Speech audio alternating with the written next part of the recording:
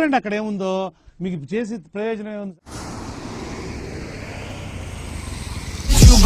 When you call my line, or did you even need to talk? Or you wasting time declining all your FaceTime calls? Cause you're not my vibe, but God just let me. Hey guys and welcome back to the channel. So ఈరోజు వీడియోలో వచ్చేసి మనము Bajaj Pulsar NS 160 review అయితే చేయబోతున్నాము. ఇది BS6 latest vehicle అనమాట. తీసుకుని ఒక 2 months అయితే అయింది.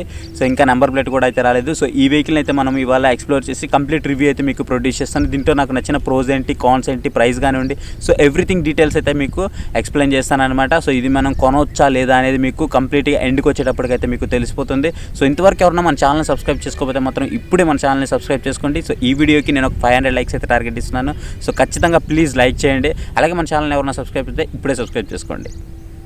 సో గైస్ ఇది వచ్చేసి బజాజ్ పల్సర్ NS 160. సో దీన్ని కంప్లీట్ వాక్ అరౌండ్ అయితే చూడండి. ఆ తర్వాత మీకు కంప్లీట్ రివ్యూ అనేది ప్రొడ్యూస్ చేస్తాను. ఇది వచ్చేసి మనకి 4-stroke SOHC ఇంజన్ అనమాట. 4 valve engine, oil cooled engine, twin spark DCI ఇగ్నిషన్తో అయితే ఇది మనకి రావడం జరుగుతూ ఉంటుంది. సీసీ వచ్చేసి మనకి 160.3 cc అయితే ఇది మనకి వస్తుందన్నమాట.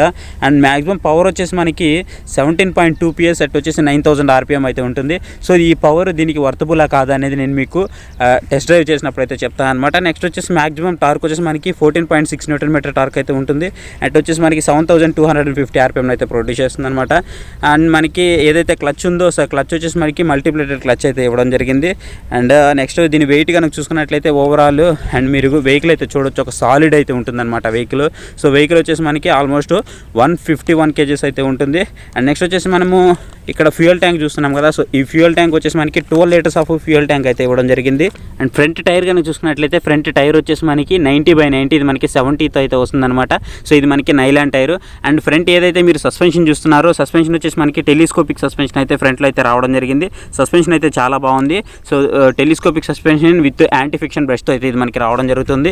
అండ్ ఫ్రంట్ వచ్చేసి మనకి సింగిల్ ఛానల్ ABS అలాగే డిస్క్ అయితే ప్రొవైడ్ చేశారు. సో ఇక్కడ మీరు అయితే చూడొచ్చు, సింగిల్ ఛానల్ ABS అలాగే ఒక డిస్క్ అయితే మనకి ఇక్కడైతే ఫ్రంట్ కనిపిస్తూ ఉంటుంది.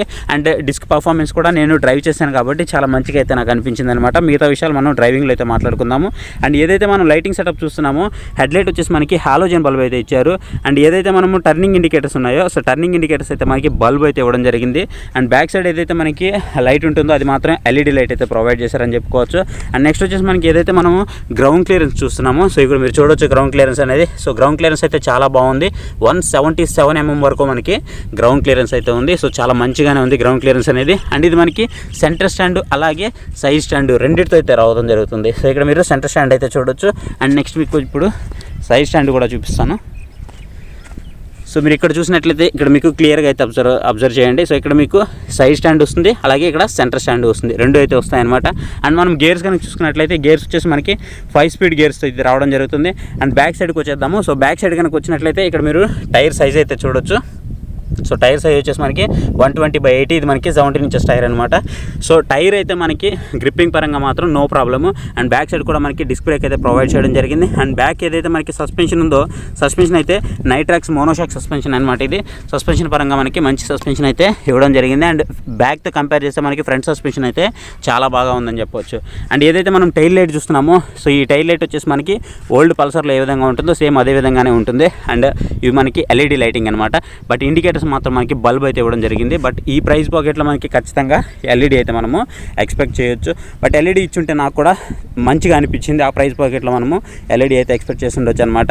అండ్ మనకి ఇక్కడ ఇది బై డిఫాల్ట్లోనే రావడం జరుగుతూ ఉంటుంది. శారీ గార్డ్ కానివ్వండి, అండ్ మనము ఫుట్ రెస్ట్ కానివ్వండి, ఇవన్నీ కూడా మంచి క్వాలిటీ పరంగా చాలా బాగున్నాయి.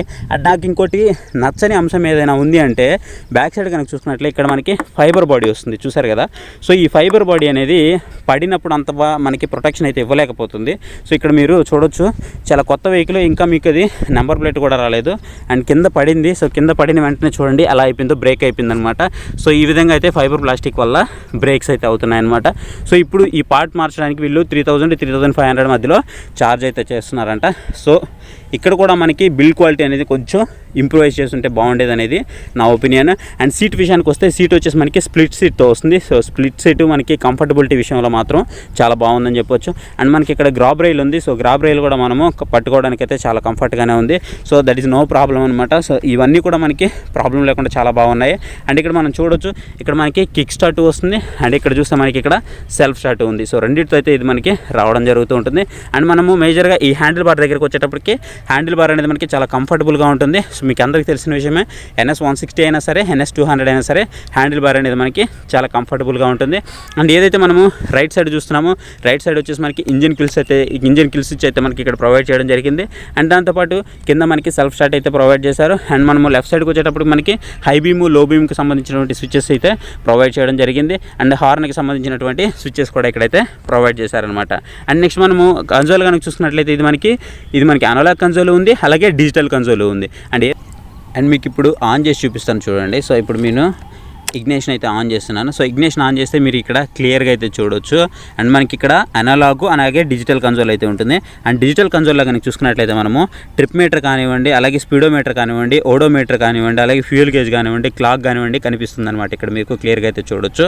అండ్ ఏదైతే మనము అనలాగ్ చూస్తున్నామో టాకోమీటర్ అయితే మనకి అనలాగ్లో అయితే ఉంటుందన్నమాట. సో ఇక్కడ గేర్ షిఫ్టింగ్ ఏదైతే న్యూట్రల్కి సంబంధించి కానివ్వండి, సో ఇదంతా మనకి ఇక్కడైతే కనిపిస్తుంది. బ్యాటరీకి సంబంధించి కానివ్వండి, ఇవంతా కూడా మనకి కన్సోల్ అయితే కనిపిస్తూ ఉంటుంది.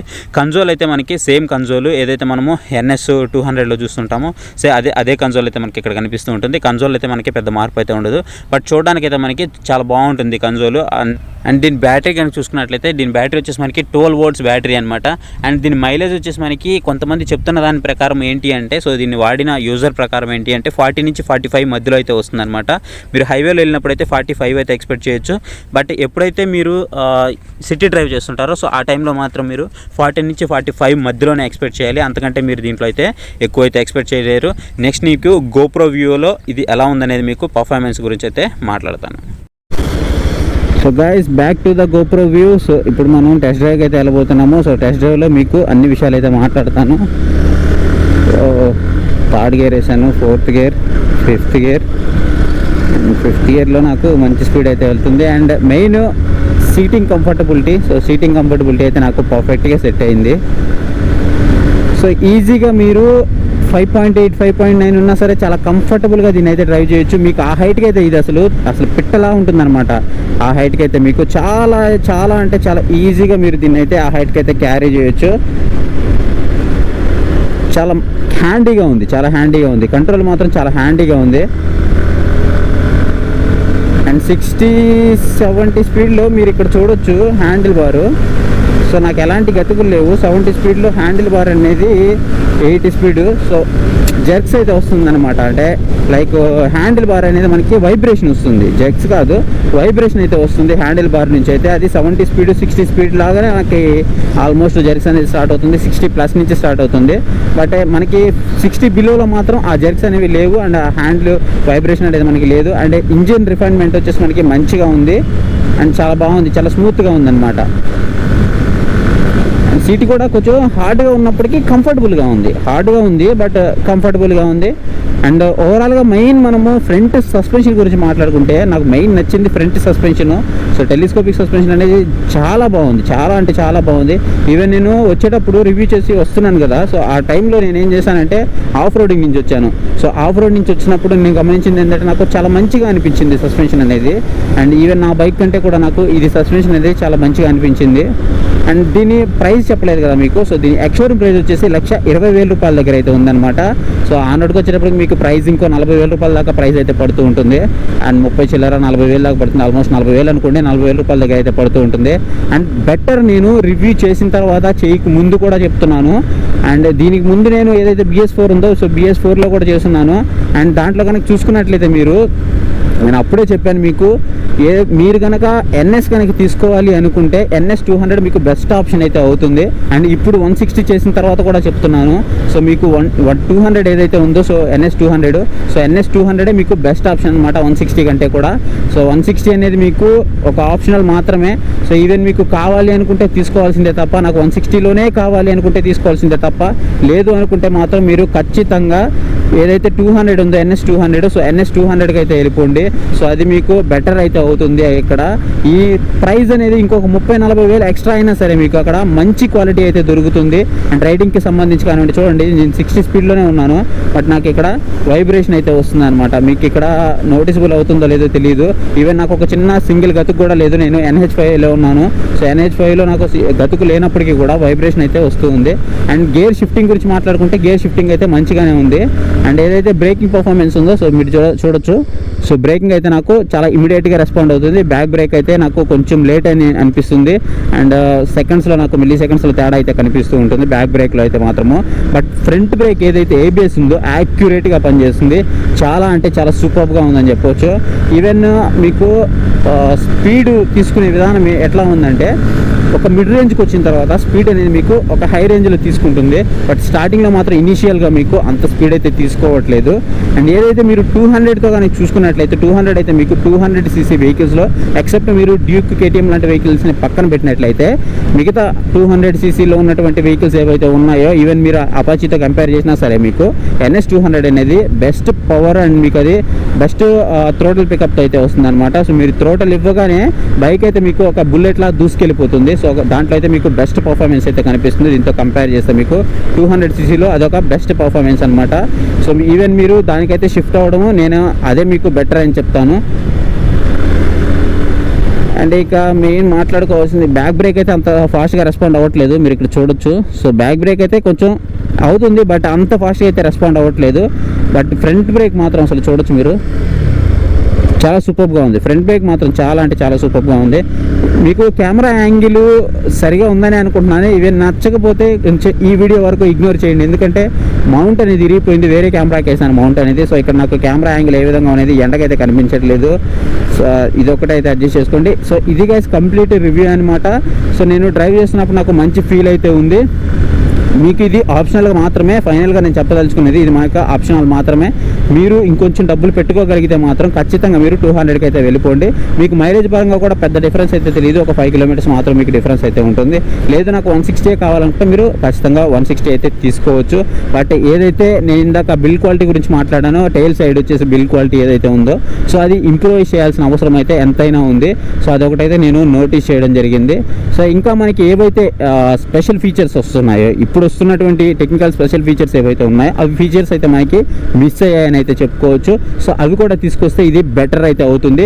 సో 160ccలోనే మనకి ఈవెన్ మనకి 125cc నుంచే మనకి బెటర్ ఫీచర్స్ అయితే వస్తున్నాయి. లైక్ బ్లూటూత్ లాంటి ఫీచర్స్ అయితే వస్తున్నాయి. USB ఛార్జింగ్ కానివ్వండి, ఇట్లా మనకి మంచి ఫీచర్స్ వస్తున్నాయి. సో అవైతే మనకి ఇక్కడ మిస్ అయ్యాయని అయితే చెప్పుకోవచ్చు. సో ఇది గైస్ వీడియో అయితే మీకు నచ్చిందని అనుకుంటున్నాను. వీడియో నచ్చితే ఖచ్చితంగా వీడియో అయితే లైక్ చేసి మీ ఫ్రెండ్స్ అండ్ ఫాలోవర్స్ వీడియో అయితే షేర్ చేయండి. Thank you for watching. See you next video. Bye.